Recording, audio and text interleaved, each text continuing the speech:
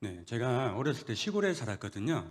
네, 3학년 때 부산으로 전학을 왔습니다. 그래서 교회를 갈 때요, 한 시간을 걸어야 될 거, 한 시간을 걸어야 될 거, 걸었던 기억이 납니다. 왕복 2시간이 걸렸습니다. 예, 그런데 산을 고개를 하나 딱 넘잖아요. 그럼 그게 지름길이었어요. 그러면 한 1, 20분 단축이 되었던 그 기억이 나거든요. 네, 옛날에 어떤 꼬마가요, 이제 금요 철야를 마치고 이제 집으로 가는데 산을 고개를 넘어야 되는데 이제 공동묘지를 지나가야 됐다고 합니다. 예, 그런데요, 공동묘지를 지나가는데 갑자기 귀신이 나타나서 이 꼬마 앞에, 이 어린이 앞에 귀신이 나타났다고 합니다. 그래서 이 아이가요, 뭐 성경 구절도 생각이 안 나고 너무 당황스러워서 뭐 주기도문도 생각 안 나고, 그래서 이 아이가 딱 한 가지 생각나는 게 있었는데 찬양이었다고 합니다. 이 귀신을 향해서 어떤 찬양을 했냐면은 당신은 사랑받기 위해 태어, 이렇게 찬양을 했다 합니다.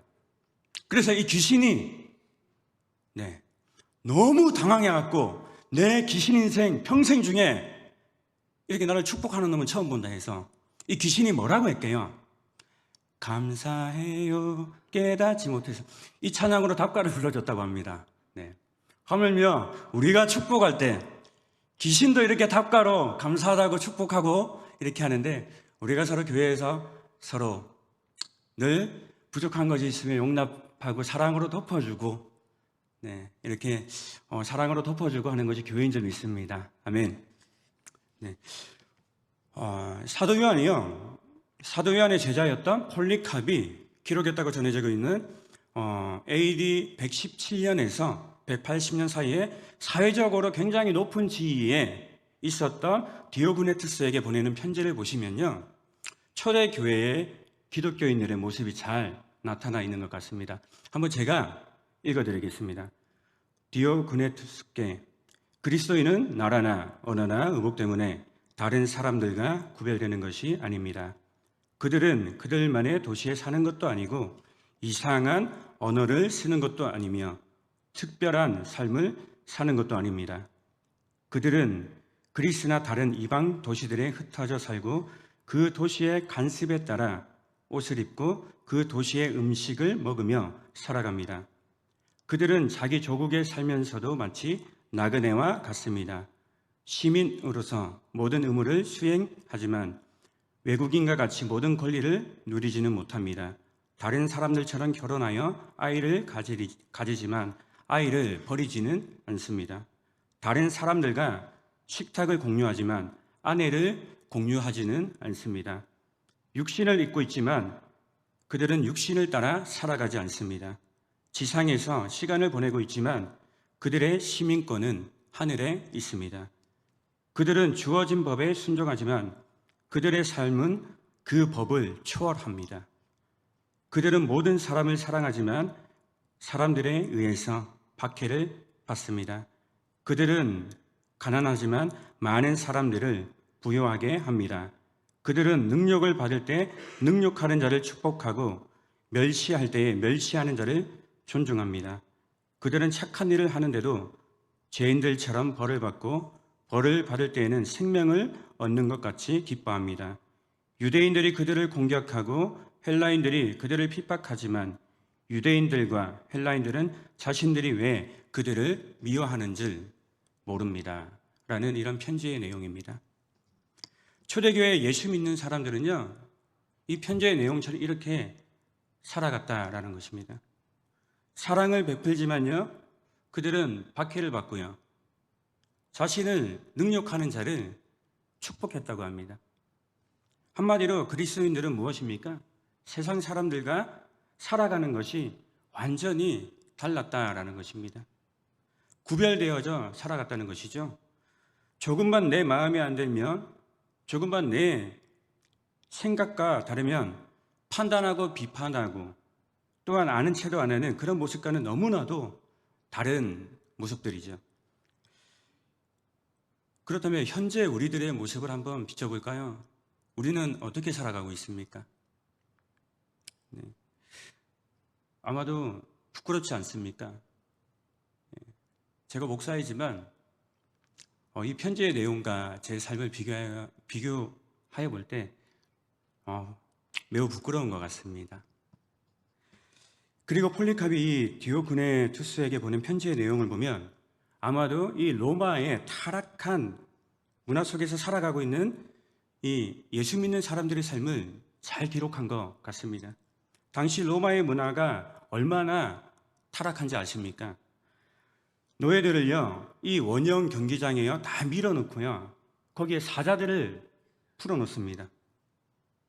그리고요, 또 어떤 때는요, 이 원형 경기장에 노예들을 풀어놓고 둘로 나뉘어서 싸우게 만듭니다. 칼과 창을 던져주면서.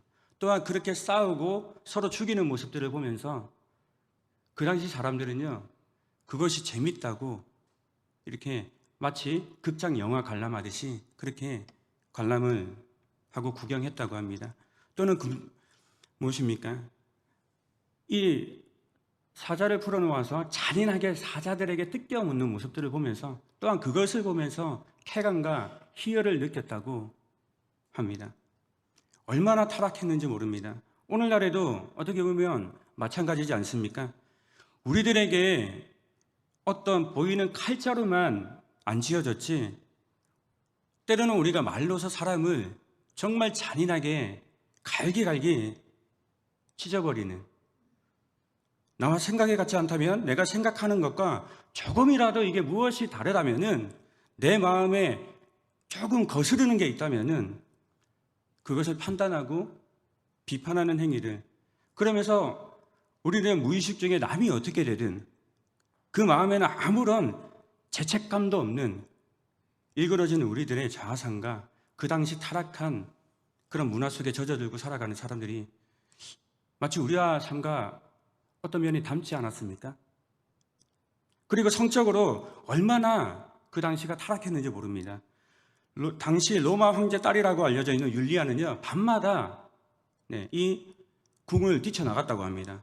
몰래 성 밖을 뛰쳐나가서요, 자신의 정욕을 채우기 위해서 매춘 행위를 했다고 이렇게 전해지고 있습니다.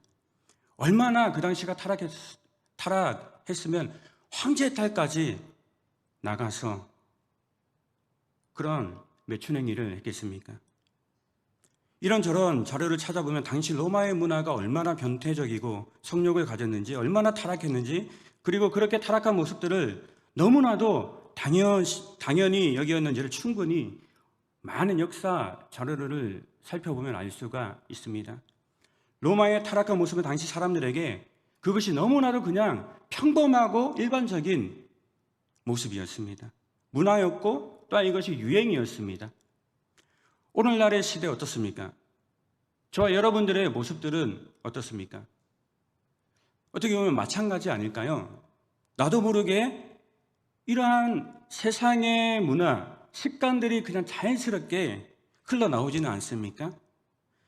폴리카비 보낸 그 편지의 내용을 보니까 초대교회 그리스도인들, 예수님을 믿는 사람들은요, 세상의 그 어떠한 기준이나 어떠한 가치관, 어떠한 유행을 따라가지 않았다라고 전해집니다.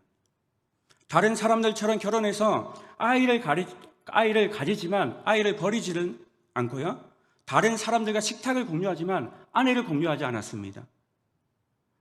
로마의 그 세상의 타락한 문화 속에 사는 사람들에게 마치 이 초대교회 사람들의 모습들이 너무나도 재미없게 느껴질 수 있었겠죠. 지루한 어떤 미련한 삶처럼 보였지만요, 그 타락한 문화 속에서도 세상의 유행 속에서도 변하지 않는 하나님의 백성들의 그 모습을 가지고 살아간다고 이 폴리캅은 초대교회 사람들의 삶을 이 편지의 내용에 적어 놓은 것입니다. 이것이 바로 예수 믿는 사람들의 삶이라는 것이죠.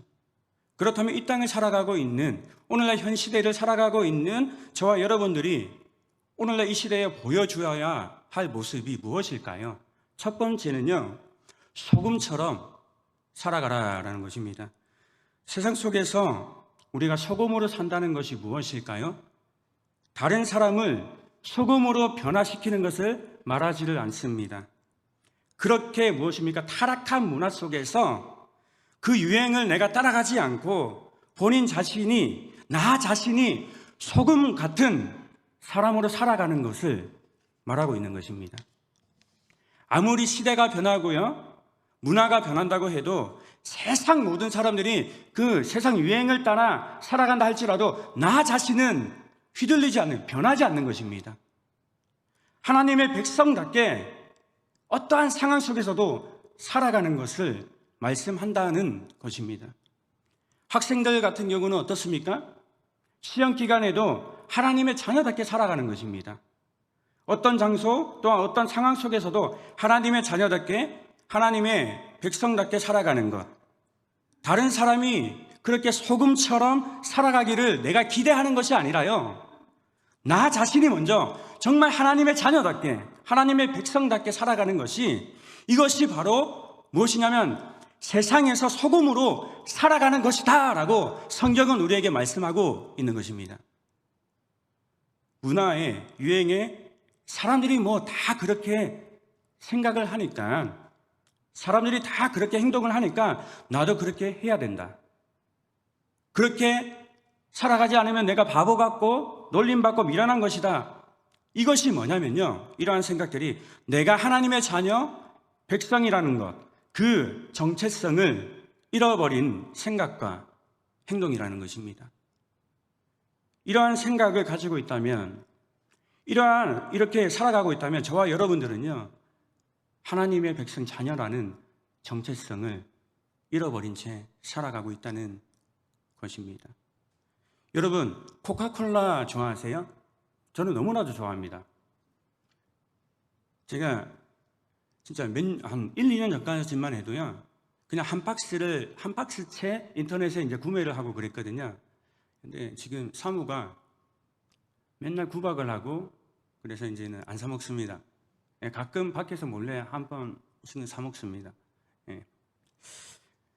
그런데요, 이 코카콜라 회사 오너가요, 무슨 말을 하냐면 내 몸에는 피가 아니라 콜라가 흐른다, 이렇게 말하는 것입니다. 이야기했다고 합니다. 자기 몸에는 시커먼 그 콜라가 흐른다는 것입니다. 여러분, 이게 정신이 똑바로 박힌 사람들의 생각일까요? 몸에는 피가 흘러야 사는 것이죠. 그런데요, 그럼에도 불구하고 이런 약간의 정신 나간 사람, 미친 사람들이 세상을 변화시켜 나아가고 있다는 것입니다. 1년에 한 번씩이요, 이 코카콜라 각 나라에 있는 지사장들이 모이는 경우가 있습니다. 딱 1년에 한 번씩 모여서 회의를 한다고 합니다. 각 나라 지사장들이요. 그런데 회의를 하는데 코카콜라 이 회장이 전 세계 이 지사장들을 불러놓고요, 회의를 하면서 이렇게 말했다고 합니다. 여러분, 우리의 적은 펩시가 아닙니다. 이렇게 선포했다고 합니다. 그러니까 각 지사장들이요, 펩시가 아니면 뭐지? 게토레이야? 뭐 2%야? 뭐 사이다야?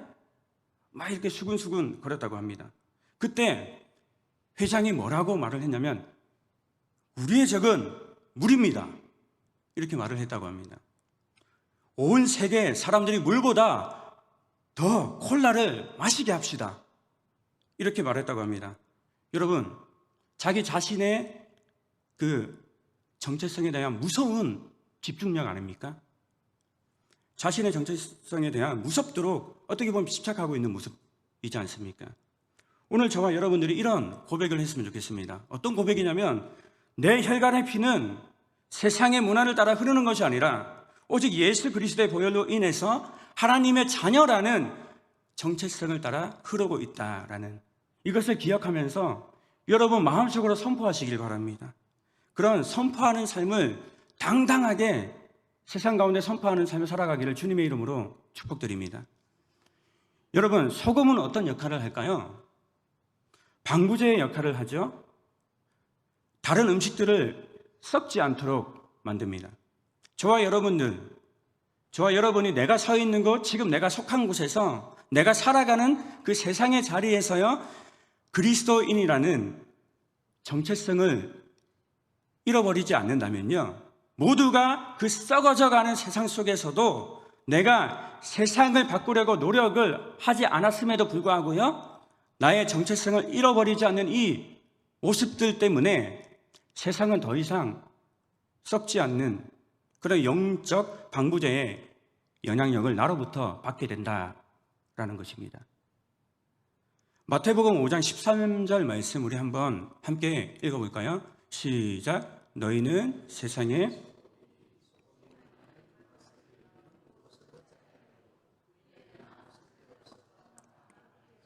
사람에게 밟힐 뿐이니라. 아멘.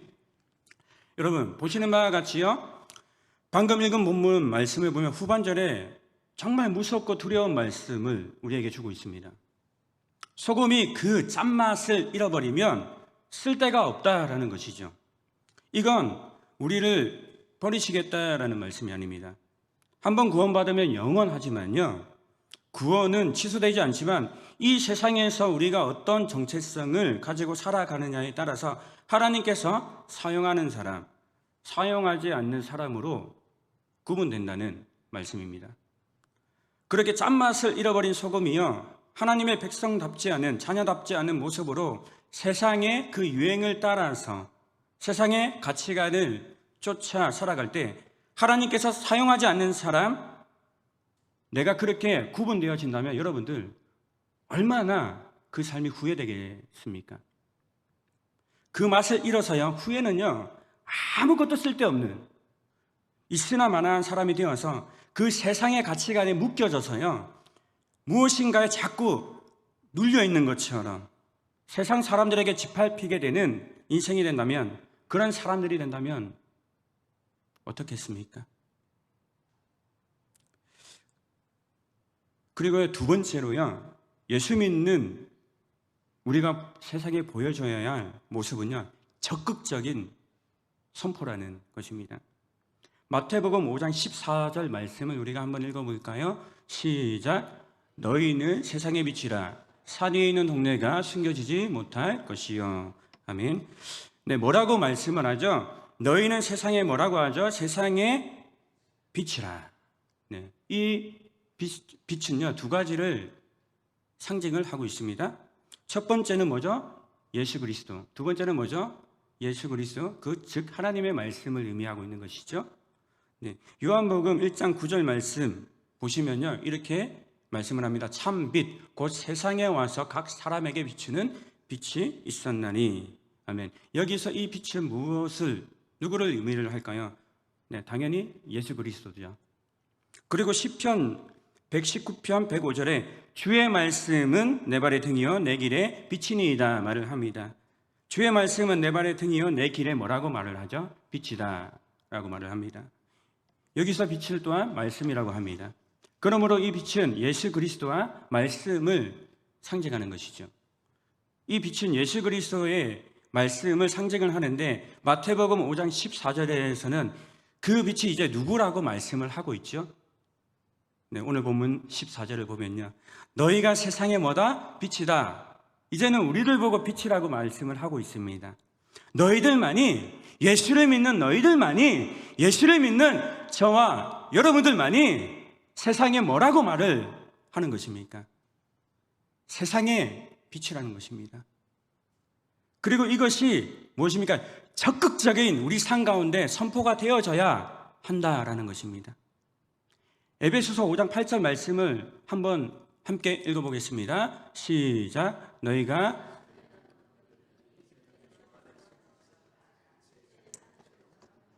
아멘. 저와 여러분들이 예수 믿기 전에는 무엇입니까? 어둠의 자식이었는데 예수 그리스도를 믿음으로 말미암아 이제는 빛의 자녀처럼 뭐 하라는 것입니까? 행하라는 것입니다. 빛의 자녀처럼 살아가라는 것입니다. 오늘 보면 마태복음 5장 15절 한번 함께 읽어보겠습니다. 시작. 사람이 등불을 켜서 말 아래에 두지 아니하고 등경에 두나니 이러므로 집안 모든 사람에게 비치느니라. 아멘. 여기서 말 아래에 두지 않고 여기서 말 아래 할 때 이 말이 뭐냐면은 여기에 대해서 여러 가지 해석들이 있는데 쉽게 제가 한번 정의를 내려봤습니다. 그냥 뭐 그릇 같은 거 있잖아요. 큰 그릇. 예. 말 아래 두지 않는다라는 말씀은요, 쉽게 말하자면 등불을 큰 용기로 덮어두지 않는다. 예.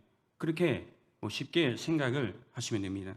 큰 용기로 이 등불을 덮어버리면 어떻게 될까요? 이 등불에 비추는 이제 빛을 발하지 않겠죠. 비추지 못하겠죠. 그리고 이 빛이 성경을 보면 무엇이라고 말씀을 합니까? 요한복음 1장 14절에 말씀이 육신이 되어 우리 가운데 거하시며, 즉 예수 그리스도를 말씀이라고 합니다. 그리고 요한복음 8장 12절을 보면요, 예수 그리스도께서 뭐죠? 자기 자신을 세상의 빛이다라고 선포를 하십니다. 네. 그러니까 이 빛이 무엇입니까? 예수 그리스도라는 것이죠. 빛 대신 예수 그리스도께서 이제는 말씀을 하는, 너희들이 빛의 자녀다, 이제는 말을 하는 겁니다. 우리가 빛의 자녀인데 우리를 사람들이 볼 수 없는 그런 곳에 둔 것이 아니라 등경 위에 무엇입니까? 모든 사람들이 볼 수 있는 곳에 우리를 세우실 것이니까 예수 믿는 너희들은 무엇처럼 행하라는 것입니까? 빛의 자녀처럼 행하고 살아가라는 것입니다. 등불을 등경 위에 부여하면 사람들에게 이 빛을 비출 수가 있습니다. 여러분들을요, 모든 사람들이요, 볼 수 있는 곳에 무엇입니까? 세상 가운데 세우셨다는 것입니다. 예수 믿는 사람들을요.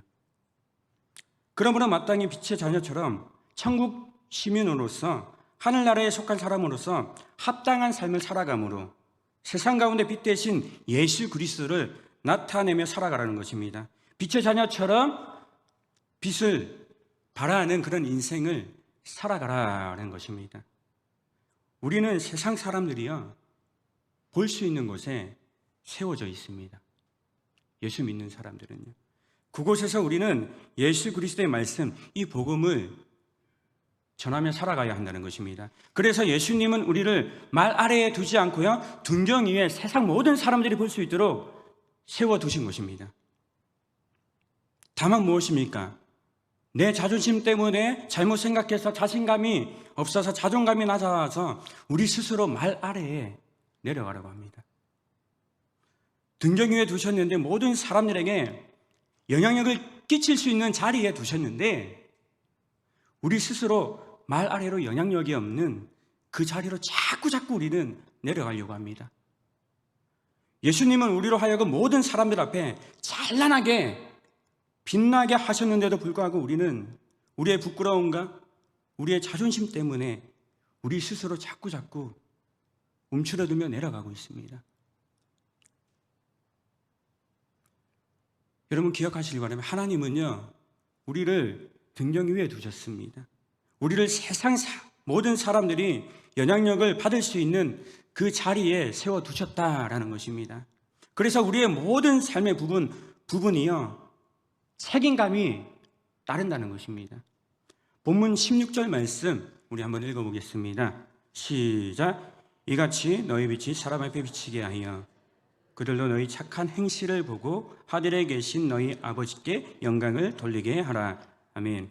이처럼 그리스도인으로서, 그리스도의 제자로서 우리가 세상 가운데 소금이 되고 빛이 되는 것이 가장 중요한 목적은요, 그 목적이 무엇이냐면 바로 하나님께 영광을 돌리는 데 있다라고 말씀을 하는 것이죠. 매일 우리들의 삶 가운데 하나님의 영광과 예수 그리스도의 그 이름이 드러나야 된다라는 것입니다. 여러분, 교회가 조금만 잘못을 해도 욕을 먹는 이유가 뭘까요? 그 이유 중 하나는요, 세상 사람들이 예수 믿는 사람들의 삶을 주목하고 있다라는 것입니다. 저기 머리 벗겨진 대머리들이나 저기 절간에 가면은 전주교가 잘못해서 욕을 하지 않습니다. 그만큼 무엇입니까? 세상 사람들은요, 우리 예수 믿는 사람들을 바라보고 있다는 것입니다. 주목하고 있다는 것이에요. 네. 그러므로 예수 믿는 사람들이 어떠한 삶을 살아가느냐, 그 문제는요, 개인의 문제가 아니라는 것입니다. 네. 그리스도인들의 삶은 우리가 원하든 원하지 않든요, 교회를 향하고 하나님을 향하게 되어 있다라는 것입니다. 우리가 예수 그리스도의 제자로서 예수 그리스도의 그 십자가 사랑, 십자가의 도를 향하여 따라갈 때 복음을 향하여 살아갈 때 우리들의 삶은요, 세상 가운데 지울 수 없는 하나님의 그 사랑을 새겨놓는 통로가 되어진다는 것입니다. 여러분 믿으십니까? 왜 교회가 세상의 조롱거리, 비난의 대상이 되고 있을까요? 그렇게 되어진 것은요, 우리가 무엇입니까? 소금의 맛을 잃어버리고 그 빛을 잃어버리며 살아가기 때문입니다. 예수님의 이름을 드러나게 하는 것, 증명하는데 우리가 실패하며 살아가기 때문입니다. 우리의 삶을 통해서 빛대신 예수 그리스도를 나타내지 못했기 때문에 조롱거리가 되어가고 있는 것입니다. 빛을 발하기 위해서는 무엇입니까? 이 빛을 잃어버리지 않도록 살아가야 한다는 것입니다. 영향을 받고 살아가는 것이 아니라 영향력을 나타내며 살아가야 된다는 말씀입니다. 세상 속에서 예수 그리스도의 그 성품을 나타내며 살아가야 한다는 것입니다. 우리들의 삶이 세상 속에서 확연히 구별되어지는 삶, 그리고 더 낮아져서요, 섬기는 삶을 통해서 하나님께 영광을 돌리는 삶.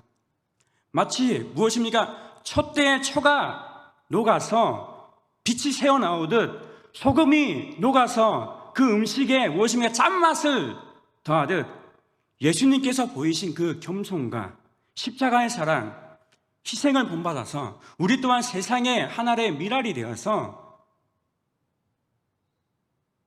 거름이 되어서 그래서 열매를 맺듯이 예수님을 뒤따라 작은 그런 미랄이 되어 살아가야 한다는 것입니다. 그리고 우리는 교회 안에서 참 거룩한 모습이에요. 참 거룩한 모습이고 이 모습을 어디 내다 놓아도 부족함이 없는 모습들인데요, 그만 우리가 교회 밖에 나가면 어떻게 됩니까? 다른 얼굴을 하고요, 다른 모습을 하고 다른 말투로 살아가는 모습이 우리 안에 있는 것 같습니다.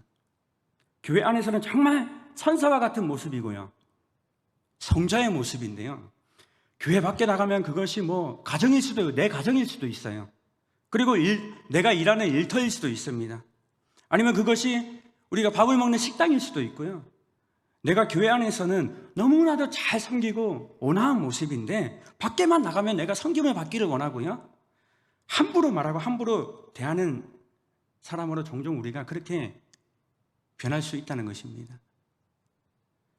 심지어는 우리가 교회 안에서도 그렇게 할 때가 종종 있다라는 것이죠. 물론 여기 계신 분들은, 우리 부국교회 성도님들은 아닐 거라 생각을 합니다. 그런데 순간순간 우리의 모습을 분명히 점검하여 볼 필요가 있다는 것이죠. 저도 목사이지만 어느 순간 그럴 수 있습니다. 가정에서도 그럴 수 있고요. 네. 지금 아마 우리 사모는 가정에서 그럴 수 있지 아멘 하고 있을 거예요. 네. 네. 교회 밖에서의 모습이 세상 사람들과 전혀 구별이 안 되는 삶을 살아갈 수 있다는 것이고요. 우리가 단순히 예배 드리러 나오는 자체만으로, 주일에 예배 드린다는 그 자체만으로 우리가 세상과 구별되어져 있다라고 생각을 한다면요, 그것은 너무나도 잘못된 생각들입니다. 내가 술을 안 마신다는 그 자체만으로, 내가 담배를 피우지 않는 그 자체만으로 나는 그리스도인이다 라는 것을 세상 가운데 내가 다 보여주고 있다고 생각을 한다면요, 그건 너무나도 큰 착각이라는 것입니다. 내가 교회에서 섬기는 것도 힘든데 교회에서 내가 낮아지는 것으로도 너무나도 힘들어 죽겠는데 내가 밖에 나가서도 이렇게 살아야 하나? 여러분들은 어떻게 생각을 하십니까? 당연히 교회 밖에서도 우리는 그렇게 살아가야 한다는 것입니다. 이것이 하나님께서 우리에게 바라시는 것입니다. 그것이 소금의 역할이고 세상 가운데 빛의 역할이라는 것입니다. 그렇게 세상 가운데 구별된 모습으로 세상 가운데 정말 빛과 소금과 같은 그런 맛을 더하며 우리의 착한 행실로 하나님께 영광을 돌리게 하는 저와 여러분들의 삶이 되기를 주님의 이름으로 축복드립니다.